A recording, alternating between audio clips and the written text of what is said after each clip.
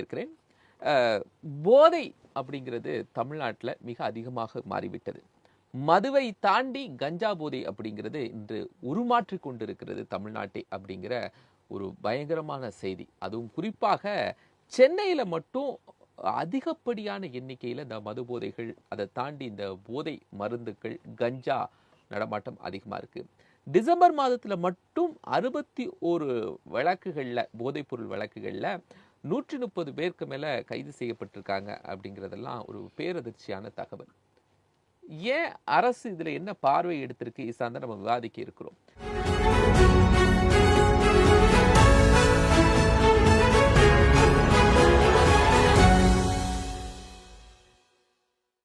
பெருகும் போதை பழக்கம், தெரிந்த கைப்புண் மது, தெரியாத கேன்சர் கஞ்சா.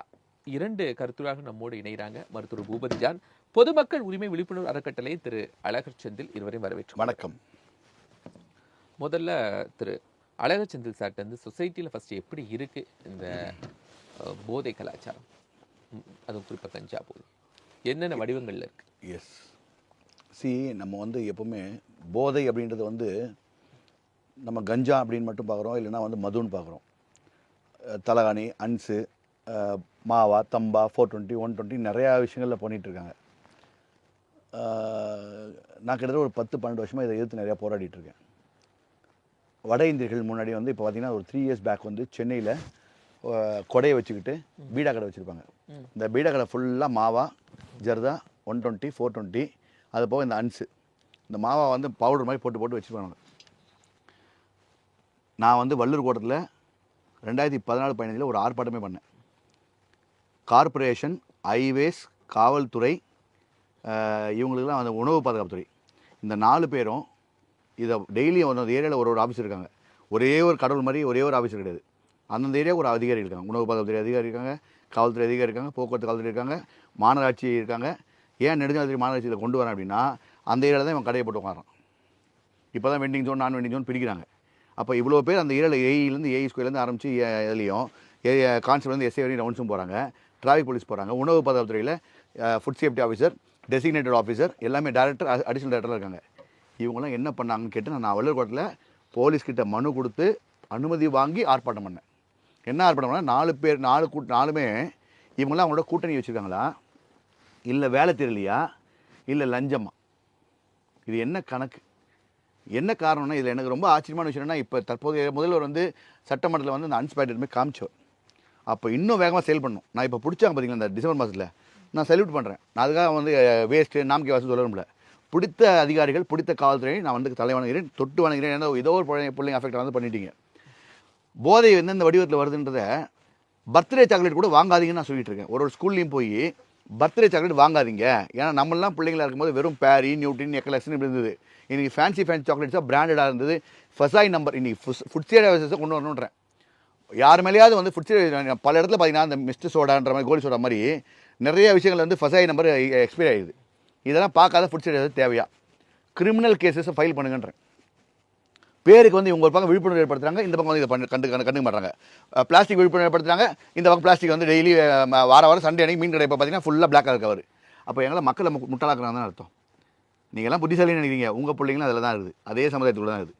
உங்கள் தலைமுறையும் பாதிக்கப்பட போகுது. இன்னும் ஒன்று எங்களுக்கு முதலே பாதிக்கப்படும், உங்களுக்கு ஒரு 5 வருஷம் கழிச்சு பாதிக்கப்படும். இவ்வளோ தான் சேஃப்டி. நீங்கள் என்ன பண்ணுவீங்க? தனியாக உங்களுக்கு துணி போய் வச்சுப்பீங்க, தனியாக உங்களுக்கான ப்ரொடெக்ஷன் வைப்பீங்க. எவ்வளோ நாள் வச்சுப்பீங்க? அது நாளைக்கு உங்கள்கிட்ட வராத ஒரு கேன்சர் உள்ளே வந்துச்சுன்னா அப்படியே பெரிய பெரிய உடம்புல வந்துடுறதா? அந்த அடிப்படை ஞானம் வேணுமா? இதை பண்ணல. இதை ஒவ்வொரு இடத்துலையும் நான் சொல்லி கேட்கும்போது நான் என்ன சொல்லிட்டேன்னா, உணவு பாதுகாப்புத்துறை அதிகாரிகளே இனிமேல் அனுப்பிச்சு வைக்கிறாங்கன்னா இனி எங்களுக்கு குழந்தைங்களாம் அஃபெக்ட் ஆகிறாங்க. ஏன் அப்படின்னா, ஆந்திரா மில்ஸ் ஹோட்டல், அந்த ஹோட்டல் பீடாவில் தடவி வைக்கிறானுங்க, சாக்லேட் வைக்கிறானுங்க. இந்த பிள்ளைங்க அதை சாப்பிட்டாங்கன்னா, போதை தாடி சாப்பிட்டாங்கன்னா ஃபேன்சி சாக்லேட்டு அந்த சாக்லேட் திருப்பி திருப்பி கேட்பாங்க. இதெல்லாம் யார் செக் பண்ணுறது? சரி, நீங்கள் தான் செக் பண்ணி தொலைல, நாங்கள் தான் செக் பண்ணி சொல்கிறோம்ல, எங்களையும் எதிரியாக பார்க்குறீங்க. நான் சம்பளம் வாங்குகிறேன், நான் ஏதாவது உங்கள்கிட்ட அதிகளை கட்டி கேட்குறேன்னா, இல்லை உங்களை மாதிரி போய் ஐயோ நான் கேட்டுக்கிறேன், இல்லை பிடிக்கிறதுலாம் அவன்கிட்ட பிடிச்சி கொடுத்து திருப்பி அவன்கிட்ட போய் கொடுத்து அவன் அமௌண்ட் வாங்கினா, இதெல்லாம் ஏன் பண்ணலன்னா நாட்டோட மேல் ஒன்றும் இல்லை. சின்ன வயசில் படிக்கும்போது நீ நாட்டுக்கு என்ன செய்தா என்பதை விட நாடு உனக்கு என்ன செய்யுதுன்னு நீங்கள் பார்க்குற. நான் என்ன சொல்கிறேன், புக்கில் போட்டுப்பான், நீ நாட்டுக்கு என்ன செய்தா என்பதை விட நாடு உனக்கு என்ன செய்யுதுன்னு கேட்குறல. நான் நாட்டுக்கு நிறைய செஞ்சுட்டேன். நீங்கள் சம்பளமும் வாங்கிட்டு செய்யாமல் இருக்கிறது வயிற்றுல இருக்குது. ஸ்கூல் பிள்ளைங்க அஃபெக்ட்டு, ஆந்திரா மில்ஸில் யார் யார் சாப்பிடுவா, லேடிஸு ஜென்ஸ் எல்லாமே சாப்பிடுவாங்க குடும்பங்கள், அது அஃபெக்ட்டு. ஒரு ஸ்கூல் வாசலையும் அந்த ஹெச்எம்களுக்குலாம் என்ன கேடு? மற்றதெல்லாம் போய் நான் வந்து பெரிய கவர்மெண்ட்டோ ப்ரைவேட்டோ நான் ஹெச்எம் அப்படின்னு திமிரு எடுத்து பேச தெரியுதுல்ல. நான் ஒரு அதிகாரம் இருக்குல்ல, ஏன் உங்கள்கிட்ட ஒரு 100 மீட்டரில் அதை எடுக்க முடியல உன்னால? ஏன் அடிப்பானா? உங்களையும் வந்து அடிப்பானா? நாங்கள் போனால் தான் எங்களை அடிக்கிறாங்க, எங்களை அடிச்சு 2 தடவை மூஞ்சி கழிச்சிட்டாங்க. உங்களை யார் அடிக்க போகிறா? என்னை 2 தடவை மர்டர் அட்டெம்ப்ட் பண்ணிட்டாங்க, அடிச்சு பைக்லேயே அடிச்சு தூக்கி போட்டால் மூஞ்சி கழிஞ்சு என் ஸ்பைன் அஃபெக்ட் ஆகி பிரெயின் அஃபெக்ட் ஆகி இன்னும் உட்காந்து எனக்கு பிள்ளைங்க இல்லை, சிங்கிள். நான் போராடுறேன் யாரோ பிள்ளைங்களுக்கு, உங்கள் பிள்ளைங்களை நீங்கள் காப்பாற்றிக்க முடியல, அசிங்கமாக இருக்குல்ல. நீங்கள்லாம் படித்து என்ன பிரயோஜனம்? யாரோ பக்கத்தில் போய் நின்று ஒரு இடத்துல நான் சப்போர்ட் பண்ணேன், போரில் கவர்மெண்ட் பாய் ஸ்கூல், அந்த ஹெச்எம் சொன்னார், சார் என் பிள்ளைங்க அஃபெக்ட் ஆகுது, எனக்கு காப்பாற்றுங்கினார். அந்த மாதிரி சில பேர் இருக்காங்க, அவங்களுக்குலாம் செல்யூட். அவரை சொல்லி நான் இன்ஃபார்ம் பண்ணி அந்த ஒரு லேடியை வந்து அங்கே அரெஸ்ட் பண்ணி உள்ளே போட்டாங்க. இது மாதிரி இருந்தால் சந்தோஷப்படுவோம். ஆனால் எனக்கு என்ன நமக்கு என்னென்னு ஒதுங்கி போனால், உன் பேர பிள்ளைங்க நாளைக்கு எங்கேயும் அஃபெக்ட் ஆகுது, எந்த ஸ்கூலில் படிக்கலையா, என்ன குருகுல கல்வியில் சேர்த்து வச்சுக்கிறீங்க? அந்த இடத்துல ஒரு பெட்டி கடை இருக்காதா? இந்த இடத்துல வியாபாரி சங்கங்கள் சப்போர்ட் பண்ணக்கூடாது. தெரியாமல் இதுதான் நான் சேலஞ்சு பண்ணுறேங்க. வியாபாரி சங்கங்களில் உஷாராக எனக்கு என்படினா, இந்த மாதிரி ஆளுங்க இருந்தால் அது நம்ம ஊருக்காரனாகட்டும் எந்த ஊருக்காரனாகட்டும், நம்ம சாதி மதம் இனம் இதெல்லாம் பார்க்காதீங்க. சமுதாயத்தை கெடுக்க வந்தவன் இவன். சமுதாயம் அடுத்த பிள்ளைங்களை அழிச்சிட்டு நீ வந்து சம்பாதிச்சு ஒரு குடும்பம் நடத்தணும்னு நினச்சிங்கன்னா, உன் குடும்பத்தை உன் பிள்ளையை இன்னொரு கடைக்காரன் அழிப்பான். வரவன் என்ன பண்ணுவான், நீ எந்த சாதிப்பா, நீ எந்த மதம், நம்ம ஊருக்காரனா, அப்போ உனக்கு போதை கிடையாதுப்பா அப்படியே சொல்லுவான். எனக்கு வருமானம் வந்தால் போதும் நினைக்கிறான். இதில் வந்து இரும்பு கரம் கொண்டு முதல்வர் மட்டும் இல்லை, முதல்வர் சுற்றி அவங்க கூட இருக்கக்கூடிய நட்பு வட்டாரங்கள் முதல்வருக்கு கை கொடுக்கும். ஜாதி மதம் அரசியல் இருக்கக்கூடாது, ஆனா அரசுக்குன்னு சில பொறுப்பு இருக்கு. எங்க கஞ்சா விக்கிறாங்கன்னு ஒரு அரசுக்கு தெரியல, ஒரு காவல்துறைக்கு தெரியல அப்படிங்கிறது எப்படி சார்? வாங்க போறவங்களுக்கு தெரியுது இங்கதான் கஞ்சா விக்கிறாங்கன்னு, ஏன் விக்கிறவங்களை பிடிக்கிறதுக்கு அரசுக்கு தெரியாதா? அதுல இன்னொரு பாயிண்ட் இருக்குது. அரசு ஊழியர்கள் இருக்காங்க, அரசு ஊழியர்கள் அந்த வண்டி ஓட்டுறாங்கல்ல, அரசு அதிகாரிகள் வண்டி ஓட்டுறாங்கல்ல, அந்த ஊழியர்கள் எத்தனை பேர் வாயில அனுப்பிச்சு வச்சுக்கிறான்னு கேளுங்க சார். தப்பு ப்ரொபோஷன் மாறிடுச்சு. 5 இல்லை சார், 5 தான் கரெக்டாகிறாங்க இப்போ. இல்ல அதான் சொல்றேன், அதாவது ஒரு 10% இல்ல, நம்ம ஒட்டுமொத்தமாக கிட்டத்தட்ட ஒரு 90% அதிகாரிகளே தவறுன்னு சொல்லிக்க முடியாது. ஒன்றும் இல்லை சார், டாஸ்மாக் சார் டாஸ்மாக் வந்து டைம் என்ன சார்? சென்னை சிட்டியில் தமிழ்நாட்டில் எத்தனை மணிக்குள்ள மூடலைன்னா, அப்போ நீங்கள் சொல்கிற அந்த 5% மட்டும்தான் நல்லா கெட்டவங்களா இருந்தால் 95% டாஸ்மாக் முடிக்கணும் டைமுக்கு. ஏன் எல்லா இடத்துலையும் 24 hours ஓடிட்டு இருக்கு?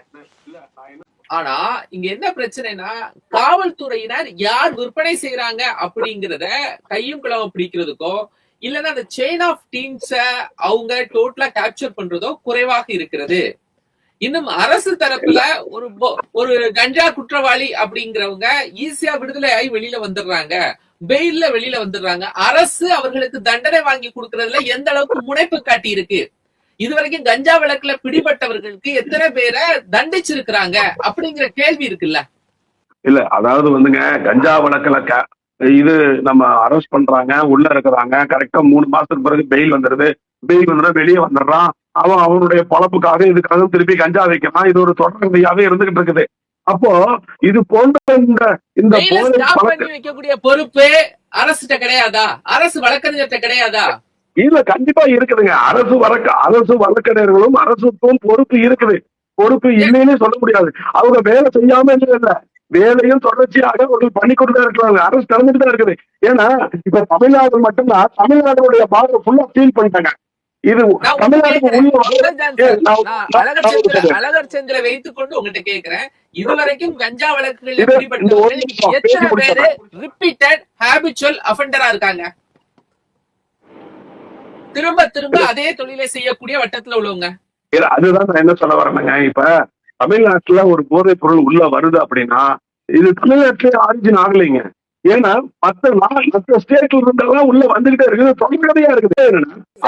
கடந்த ஆட்சியோட கூடி இருக்கா குறைஞ்சிருக்கா சார்? அது மட்டும் இல்ல அப்படி சொல்ல முடியாதுங்க, கூடி இருக்குன்னா சொல்ல முடியாது. எந்த ஸ்ட்ராட்டஜிக்கு வச்சு அவரு கூடி இருக்குன்னு சொல்ல இல்ல அழகர் கேட்டுட்டு வந்துடுறேன். சொல்ல முடியாது சார். ஏன்னு கேட்டீங்கன்னா கண்டிப்பா சொல்லுங்க. என்ன சார் சொல்லுங்க. கூடி இருந்தா நீங்க சொல்லுங்க. சொல்றேன் முன்னாடி என்ன பண்ணுவாங்கன்னா, இல்ல அதான் சொல்றேன், முன்னாடி வெறும் இந்த டிரைவர்ஸ் மட்டும் தூங்குறதுக்கும் நைட்டு தூங்குறதுக்காக முன்னாடி பண்ணணும். இப்போ இதை யார் விழிப்புணர்வு ஏற்படுத்தணும்? சாலை பாதுகாப்பு விழிப்புணர்வு ஏற்படுத்துறீங்கல்ல, ரோடு சரியில்லை அதனால நீ பார்த்து போ, நீ ஹெல்மெட் போடணும்னு சொல்றீங்கல்ல, அப்போ சீரகத்தை வைங்கய்யா. இந்த அன்சு வைக்காதீங்க, நைட்டு தூக்கம் வரக்கூடாது, சீரகத்தை வச்சுன்னா சீர் ப்ளஸ் ஆகும், வயிறும் சரியாகும், நல்லா இருக்கும்னு சொல்லலாம்ல, சொல்ல மாட்டாங்க. ஒன்று. ரெண்டாவது, இப்போ சொல்ல நிறைய இடத்துல பிடிச்சிட்டோம் நம்ம பாராட்டோம்னா, ஒரு சின்ன ஒரு குறுகிய இதான் என்ட்ரன்ஸு, இதுக்குள்ளே போனால் இதெல்லாம் இவ்வளோ பெரிய இடம், தண்ணி ஊற்றிக்கிட்டே இருந்துச்சுங்க, இந்த ரூம் ஃபுல்லாக ஃபில் ஆகிடும். இந்த இடத்துல ஒரு மூடியை போட்டு அடைக்கிறதுல என்ன ஆகும்? ஒரு மூடியில் முடிக்க வேண்டிய விஷயத்த ஒரு மோட்ரு, பம்பு, கிம்பு, 10-20 பேர் ஆளுங்க, லாரி, செப்டி டேங்க் தண்ணி இவ்வளோ எடுத்து போய் வைக்கணுமா என்ன? இதை யார் பண்ணணும்? ரயில்வேலேருந்து வருது, ரயில்வே அதாவது ரயில் மூலமாக வருது, பஸ்ஸு மூலமாக வருது, ஃப்ளைட் மூலமாக வருது. ஆனால் ஃப்ளைட்டில் மேக்ஸிமம் செக் பண்ணிவிடுவாங்க. ஸோ ரோடுவேஸ் தானே அங்கே மெயின். அப்போது நம்ம சென்னை சிட்டியோ தமிழ்நாடு சிட்டிலையோ என்ட்ரன்ஸ்லையோ ஒரு 10 பாயிண்ட், இந்த 10 பாயிண்டில் டைட் பண்ணால் ஆயிரக்கணக்கில் 10,000 போலீஸ் நம்ம வந்து மன உளைச்சல் ஏற்படுத்த தேவையில்ல. இத்தனை பேர் உங்களை நம்பி தான் வந்திருக்காங்க. நான் எந்த கட்சியும் கிடையாது. ஏடிஎம்கே, டிஎம்கே, பிஜேபி, காங்கிரஸ் யாராக இருந்தாலும் சரி, உங்களை நம்பி தான் நாங்கள் ஓட்டு போடுறோம். அப்போ நீங்கள் என்ன பண்ணணும்? ஒரு பாயிண்ட்லேயும் அங்கே லாக் பண்ணால், நெக் பாயிண்ட் லாக் பண்ணிட்டா ஏன் இவ்வளோ இடத்துல பரவுது? அது முதல்ல ஏன் இவ்வளோ கஷ்டமாக இவ்வளோ பிடிக்கணும்? இதுக்கு எப்படி ஸ்கூலுக்கு போகுது? யார் விற்கிறாங்க? அதையே அவங்க மேலே கொலை முயற்சி வழக்கு பதிவு பண்ணல. போதை விற்றாங்க, இவ்வளோ கிராம்னு இல்லை, ஒரு கிராம் விற்றாலும் விற்றது தப்பு தானே.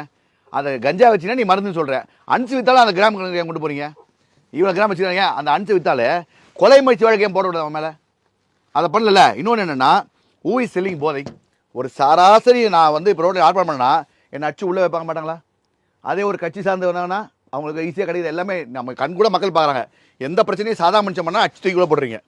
இதே கட்சிக்காரங்க யாராவது பண்ணாங்கன்னா அது மக்களுக்காக பார்க்குறாங்க, மக்கள் சேவைன்ட்டு போயிடுறீங்க. அப்போது இந்த போதை விற்கிறது யார் முதல்ல? பொலிட்டிக்கலி பீப்புள், இல்லை political influence people, with support of police, with support of high society people. இல்லாமல் கை காலை ஒடிச்சு அவனை உள்ளே போட முடியுமா? அது சோஷியல் மீடியாவில் வந்து இல்லை டிவி மீடியாவில் வந்தால் தான் அவன் எவ்வளோ பெரிய ஆளாக தான் உள்ளே போடுறோம். இல்லைன்னா என்ன ஆகுது? பர்சன்டேஜ் பேசிக்கிறோம். இந்த பர்சன்டேஜ் பேசி தான் இந்த நாடு நாசமாக போச்சு. மனசாட்சின்னு ஒன்று இருந்து நம்ம ஒன்றும் இல்லை, சாதாரண ஒரு சின்ன ஒரு எவனா ஒருத்தர் திருடிட்டான், சின்னதாக ஒரு முட்டையை திருடிட்டான்னு வச்சுக்க, இவன் திருடன் தலைநல்னு சொல்கிறோம். போதை விற்று அடுத்தவங்க உயிர் வாழ்க்கை திருடுறாமே, அவங்க கூட இன்னும் ஃபோட்டோ எடுத்த எவ்வளோ பேர் இருக்கான்? எவ்வளோ அரசியல்வாதி, எவ்வளோ அதிகாரிகளாம் ஃபோட்டோ எடுத்துருக்கீங்க, அசிங்கப்பட்டிருக்கீங்க. அப்போ உங்களுக்குலாம் கொஞ்சம் கூட அந்த இடத்துல வெக்கமே இல்லையா? இதெல்லாம் வந்து சின்னதில் லாக் பண்ணதை விட்டுட்டு உள்ளே ஃபுல்லாக விட்டுருவாங்களாம், அப்புறம் தேடி பிடிப்பாங்களாம். இது என்ன நினச்சிட்டு இருக்கீங்க? மக்கள் என்ன அவ்வளோ முட்டாளாகிட்டு இருக்கீங்க? திருப்பி சொல்கிறேன், அரசியல் வியாதிகளே மக்கள் முடிச்சுக்கிட்டாங்க. மக்கள் இப்போ வந்து கேட்க ஆரம்பிச்சிட்டாங்க. தயவுசெய்து அதிகாரிகளே, நல்ல அதிகாரிகள், நல்ல அரசியல்வாதிகள் தான் திருப்பி சொல்லுவேன். நல்ல அதிகாரிகள், நல்ல அதிகாரிகள்னு சொல்லுவேன். இல்லைனா அரசியல் வியாதிகள், சதிகாரிகள். இந்த மாதிரி ஊடகங்கள் எடுத்து பேசுது ஊடகம் சொல்லுவேன். ஜால்ரா அடிக்கிறத நாடகம்னு சொல்லுவேன். அதிகாரி யாரெல்லாம் வந்து பண்ணுறாங்களோ அவங்கள வந்து நல்ல காவல்துறை, உண்மையில அவங்களாம் நிறைய பேர் இருக்காங்க, இல்லைனா ஏவல் துறைன்னு தான் சொல்லுவேன். அதனால் இதெல்லாம் இருந்தால் தான் மக்கள்னு சொல்லுவேன். இவங்க தட்டி கேட்குற மக்கள் இல்லை, கண்டுக்காம போனாங்கன்னா மக்கள் தான் அவங்க. அதனால் எனக்கு தெரிஞ்சிடுன்னா அடுத்த தலைமுறை பாதிக்கக்கூடாது. உங்கள் பிள்ளைங்க போய் போதை பொண்ணு இல்லை எழுதி வைங்க. ஓரளவுக்கு அரசு நடவடிக்கை எடுத்தனால தானே சார் இவ்வளோ பேர் பிடிக்கும். நான் என்ன கேட்குறேன், எனக்கு புரியும். அதுதான் சார் திருப்பி பாயிண்ட் வரேன். இங்கே எடுக்க வேண்டிய நடவடிக்கை விட்டுட்டு உள்ள எதுக்கு இவ்வளோ நடவடிக்கை எடுக்கிறீங்க, இவ்வளோ எனர்ஜி வேஸ்ட் பண்ணுறீங்க, இவ்வளோ பேர் புள்ளியில் நடவடிக்கை எடுக்க தவறிட்டாங்க. நீங்கள் என்ட்ரி ஆஃப் சென்னை எவ்வளோ பாயிண்ட்ல வந்து சென்னைக்குள்ளே என்ட்ரி ஆக முடியும்? அதிகபட்சம் சொல்லுங்க. நீங்கள் எத்தனை பாயிண்ட் வழியாக சென்னைக்குள்ளே என்ட்ரி ஆகலாம்? ஒரு 10 பாயிண்ட். எத்தனை பாயிண்ட் வழியாக தமிழ்நாடுக்குள்ளே என்ட்ரி ஆகலாம்? ஒரு 20 பாயிண்ட். அந்த 20 பாயிண்ட்ல இருக்கக்கூடிய இடத்துல அதிகாரிகளை போட்டு லாக் பண்ண முடியாது. நீங்கள் எதுக்கு லட்சக்கணக்கு அதிகாரிகளோட டைம் வேஸ்ட் பண்ணுறீங்க, மக்களோட வாழ்க்கையை வேஸ்ட் பண்ணுறீங்க? முட்டாள்தனமா இல்லை? அது முட்டாள்தனமா இல்லை? அந்த இடத்துல நீ லாக் பண்ணிடுறீங்க. ஏன் இந்த இடத்துல இவ்வளோ வேலை மற்ற வேலையை பார்த்துருப்பாங்களா மற்ற அதிகாரிகள்? நேர்மையான அதிகாரிகள் கொஞ்சம் பேர். இவர் சொன்ன மாதிரி 95 கிடையாது, அப்படி ரிவர்ஸ் 595, 5%, 10% தான் நல்ல அதிகாரிகள். நமக்கு பிரச்சனை ஆகிடும்னு ஒதுங்கி நிற்கிறாங்க. அந்த மாதிரி அதிகாரிகள் கொஞ்சம் நான் சொல்கிறேன், வேலையே போனால் பரவாயில்ல, தூக்கி போட்டு வந்து நின்று செஞ்சு வச்சுட்டு போனால் சரியாயிடும். இப்போ மயிலாடுதுறை ஒரு டிஎஸ்பி பண்ணல, இறங்கணுன்னு டபால்னு அடிச்சு விட்டார் பாருங்க. அந்த மாதிரி எல்லாம் அடிங்க என்ன ஆகும்? ஒரு 10 பேர் பண்ணிங்கன்னா உண்மை வெளியே வந்துடும்ல? ஏன் பண்ணல? அசிங்கமாக இருக்கணும் சார். நம்ம படித்த படிப்பு கேள்விக்குறியாயிடும், நம்ம அப்பா அம்மா நம்ம வளர்த்த விதம் கேள்விக்குறியாயிடும், நம்ம ஸ்கூலை பற்றின இது வந்து கேள்விக்குறியாயிடும். நீ பச்சை சர்டிஃபிகேட்டை கிழிச்சு போட்டுருணும் ஓரமாக. You are unfit to the society, you are போலி. நீ கரெக்டாக இருக்கணும்னா உன்னை பார்த்தா பயப்படணும், நல்லவன் வந்து ஓடியாடணும், கெட்டவன் பயப்படணும். அந்த காலமே மாறி போச்சு. அசிங்கமாக இருக்குது இது. பூபேஜான் சார், நீங்க நிறைய பாயிண்ட் சொன்னீங்க. திரு அழகு செந்தில் சொல்றாங்க, இத்தனை பாயிண்ட் தானே மேக்ஸிமம் இருக்க முடியும், ஏன் ஒரு அரசால வரக்கூடிய ரூட்ஸை ஸ்டாப் பண்ணிட்டாலே போதுமே? இப்ப சார் ஒன்று சொன்னாரு, இவர் ஒரு பேஷண்ட் வந்தாரு, போலீஸ் வந்தாரு, பிடிச்சாருன்னு சொல்லி எல்லாத்தையும் கதையை கேட்டுக்கிட்டாரு. அது உண்மையா பொய்யானது உங்களுக்கு தெரியாது. ஆனா நான் ஐயா நான் பொய்ன்னு சொல்லல, உண்மையா பொய்யா அப்படின்னு எனக்கு தெரியாதுன்னு நான் சொன்னேன். நீங்க காதல் கேட்ட விஷயம், கண்ணால் காண்பது போய் காதல் கேட்பது போய் தீர விசாரிப்பது மெய். நான் என்ன பண்ணுறேன், என்னோட அனுபவத்தை இப்போ சொல்கிறேன். ஒரு வாரம் முன்னாடி போரூர் ஜங்ஷனில் மெட்ரோ ரயிலில் பணியாற்றக்கூடிய அத்தனை பேரும் வட இந்தியர்கள். அதில் நிறைய வட இந்தியர்கள். ஒரு பையன் வந்து அன்சை வந்து ஓப்பனாக வந்து அந்த போலீஸ் கூட நிற்கக்கூடிய போடுறான் அன்சை. நான் கீழே போடுன்றேன், போட மாட்டேன்றான். கீழே திருப்பி போடுன்றேன், போட மாட்டேன்றான். ஏன்னா நான் வந்து தாடி வச்சுக்கிட்டு இருக்கேன், நான் ஏதோ ஒரு சிவில்ன்றதை அவனுக்கு தெரிஞ்சு போடுறதுனால அவன் போட மாட்டேன்றான். நான் பக்கத்தில் பேட்ரோல் இருக்குது, கூப்பிட்றேன், சார் இங்கே வாங்க சார், இப்படி பண்ணுறான் சார்னா தள்ளி போய் அப்படி போடுறான்ற. நான் வீடியோ எடுத்துக்கிட்டு இருக்கேன், என்கிட்ட அந்த வீடியோ இருக்குது. போடுறான்னு இவர் வந்து அவனுக்கு சப்போர்ட் பண்ணி தள்ளி போய் போடுறான்றாரு. அவனை பிடிச்சி அவங்க நாங்கள் எங்கேருந்து எடுத்து வந்துருக்கேன், பீகார்லேருந்து எடுத்து வந்தேன்னு சொல்கிறான். அப்போ பீகாரில் டெய்லி போயிட்டு காலையில் போய் சாயங்காலம் போயிட்டு வருவானா? இவர் சொல்லாமல் கொஞ்சம் எடுத்து வருவானா? அவன் 3 மாதம் தங்கியிருப்பான்ல. அப்போ பீகாரில் எடுத்து வந்தானா ஒரு மூட்டை எடுத்து வந்துருப்பான் அவன் யூஸ் பண்ணுறதுக்கு. அவன் கூட 550 பேர் தங்கியிருக்காங்கன்னு கேள்விப்படுறேன். அப்போ எத்தனை பேர் அவங்க எடுத்து வந்துருப்பாங்க அவன் யூஸுக்கு? அவன் எத்தனை பேர் சேல்ஸ் பண்ணுவானுங்க? அதில் வரவெல்லாம் புத்தர் காந்திமா வரானுங்க, அது விற்கிறதுக்கான வாய்ப்பு இருக்குல்ல. அப்போ அந்த போலீஸ் என்ன பண்ணிடணும்? அருமையான ப்ரூஃப் கொடுத்தீங்க சார், நான் பிடிக்கன்னு சொல்லுமா இல்லையா? அவர் என்ன சொல்கிறார் என்கிட்ட, சார் என்ன சார் கொடுங்க சார், ஒரு கடையில் இருக்குது சார் இங்கே. அப்போ ஒரு கடையில் இருக்குன்னு சொன்னால் பேட்ரோல் எதுக்கு பேட்ரோல்? ஆனால் அருமையான எனக்கு உண்மை சொல்கிறேன், ஆவடியில் அருமையான கமிஷனர். எதை சொன்னாலும் உடனே உங்களுக்கு சங்கர் ஐபிஎஸ் அவருக்கு செலிப்ரேட் பண்ணுறேன். அவரெல்லாம் கரெக்டுனே சொல்ல முடியாது, 100% ரைட் ஆஃபீஸர், நல்ல ஆஃபீஸர் அவர். விஷயம் சொல்லலை, நான் இன்னும் கொண்டு போகல. ஆனால் இன்ஸ்பெக்டர் ஏசி வரையும் போச்சு, கூப்பிட்டு சத்தம் போட்டுன்றாங்க. என்னோட சிம்பிளான கேள்வி, ஒரு கடையில் இருக்குன்னு தெரிஞ்சிட்டா அப்போ நான் கேட்குற கேள்வி, இந்த போலீஸ்காரங்களுக்கு தெரிஞ்சு நடவடிக்கை எடுக்கல. நான் பிடிச்சி கொடுத்த ட்ரம்ப் கார்டை வச்சுருந்தா இனி பெரிய விஷயத்தை பிடிச்சிக்கலாம். அதையும் பண்ணல, அவனை விட்டுட்டீங்க. என்ன கோச்சிக்கிறீங்களே, உங்கள் வேலையை நான் செய்கிறேன், என்ன கோச்சிக்கிறீங்க. ஒரு கடையில் இருக்குன்னா அப்போ ஒரு கடையில் கட்டிங் வாங்கிக்கிறீங்களா? அப்போ ஒரு கடையில் இருந்து எப்படி தெரியும் உங்களுக்கு? சார் எல்லா கடையிலும் இருக்குது சார்ன்றீங்க. அப்போ என்ன, அப்போ வியாபாரிகளுக்கு தப்பாக பேசுகிறீங்களா? யாரை பேசுகிறீங்க? இல்லை நீ என்ன டியூட்டி செய்கிறீங்க? நானும் ரொம்ப பொறுமையாக சரி நம்ம வந்து இதை சொல்லக்கூடாது பார்த்தா இது வந்து எனக்கு ரொம்ப கஷ்டமாக சார். சார் என்னை சாவடிச்சா கூட பரவாயில்ல சார், இனிமேல் நிறைய விஷயங்கள் பேசி ஆகணுன்ற அளவுக்கு வந்துருக்குது சார். அந்த அளவுக்கு இருக்குது. எனக்கு வருத்தமாக 1 வாரம் ஆச்சு. இது என்னோட அனுபவம், நேரடி அனுபவம். இதை வந்து மற்றவங்க சொன்னதை நான் காதில் கேட்கல, எனக்கு வருத்தமாச்சு. அப்போ எதுக்கு ஒரு அதிகாரி வந்து ஒரு பேட்ரோல் கொடுத்து, ஒரு கவர்மெண்ட் மக்கள் சம்பளத்தை கொடுத்து, வரி பணத்தை கொடுத்து, டீசலை கொடுத்து, படி கொடுத்து, சாப்பாடு கொடுத்து, இவ்வளோ கொடுத்து பண்ணும்போது நாங்கள் பிடிச்சி கொடுக்குறோம், அதை கூட விட்டுட்டு போகிறாங்கன்னா அப்போ என்ன மாதிரி அதிகாரி சார்? இவங்களை நம்பி என்ன சார் சமுதாயம் இருக்கும்? எப்படி சார் அந்த பீகார்லேருந்து அந்த மொத்த பேர் இன்னைக்கு வரையா சார் நீங்கள் ரைடு நடத்தலாங்க? சென்னை ஃபுல்லாக எத்தனை இடத்துல இருக்குது? நான் அவர் சொல்கிற ஒரு பாயிண்ட், போரூரில் எங்கள் எப்போதும் தங்கியிருக்காங்க 550. அப்போ சென்னை ஃபுல்லாக ஒரு 1200 பேர் காணா, எத்தனை பீகாரில் எடுத்து வந்து பண்ணுங்க? அவங்க வைக்கிற குற்றச்சாட்டு சூழல் எப்படி இருக்குன்னு ரியல் பிராக்டிகலி என்ன நடக்குதோ அதை அவங்க பதிவு செய்யறாங்க, நேரடியாக பார்த்து. இல்ல அதாவது வந்து அது போன்ற விஷயங்கள் எல்லாம் இருந்த தவறுதான். ஏன்னா அந்த கரெக்டான காவல்துறை அதிகாரி இந்த மாதிரி ஹான்ஸ் வந்து தடை செய்யப்பட்ட பொருள் ஏன்டா நீ வச்சு இது பண்ணிட்டு இருக்கிற அப்படின்னு வந்து கண்டிப்பாக அந்த காவல்துறை அதிகாரி வந்து கரெக்டா அவரை பார்த்து எடுத்து அவனை கூட்டிட்டு போய் விசாரிச்சு இது என்னன்னு சொல்லிட்டு அவங்க மேல் இருக்கிற அதிகாரிகளுக்கு தகவல் கொடுத்து, சார் இந்த மாதிரி தடை செய்யப்பட்ட பொருளா பண்ணிட்டு இருக்கான் சார் அப்படின்னு சொல்லணும். அந்த கண்டிப்பாக அந்த போன்ற அதிகாரிகள் இருக்கிறதுனாலதான் கண்டிப்பாக அது நிறைய பிரச்சனைகள் வருது. நிறைய அழகர் செந்தில் போன்றவர்கள் எல்லாம் வந்து இந்த போதைப் பொருளுக்கு எதிராக களமாடிட்டு இருக்கிறவர்களுக்கு வந்து என்னது ஒரு ஊக்கமளிக்காம அது வந்து அவர் ஊக்கத்தை கெடுக்கக்கூடிய அளவிற்கு இது மாதிரி நிகழ்ச்சிகள் கண்டிப்பாக கண்டிக்கத்தக்கது. களமாடுது. எனக்கு அழகர் செந்தில் மாதிரி முதலமைச்சர் இல்லையே அப்படின்னு கேட்பாங்கல்ல. இல்ல அதாவது இருங்க நான் என்ன சொல்ல வரேன்னா, அழகர் செந்திலுடைய விஷயத்தையும் முதலமைச்சரையும் நம்ம கம்பேர் பண்ண முடியாதுங்க சார். நான் ஒண்ணு சொல்ல வரேன், இருங்க சொல்றேன். இல்ல சார் இங்க பாருங்க, முதலமைச்சர் அப்படிங்கிறது வந்து நான் என்ன சொல்ல வரேன்னா, முதலமைச்சர் என்பவர் வந்து அமைச்சர்களுக்கு எல்லாம் முதன்மையாக இருக்கிறார், அவ்வளவுதானே ஒழிய ஒவ்வொரு அமைச்சர்களுக்கு முதன்மையானவர்ங்கிறது மட்டும்தான் சிஎம்முடைய ரெஸ்பான்சிபிலிட்டியா சார்? அப்படி இல்லைங்க, நான்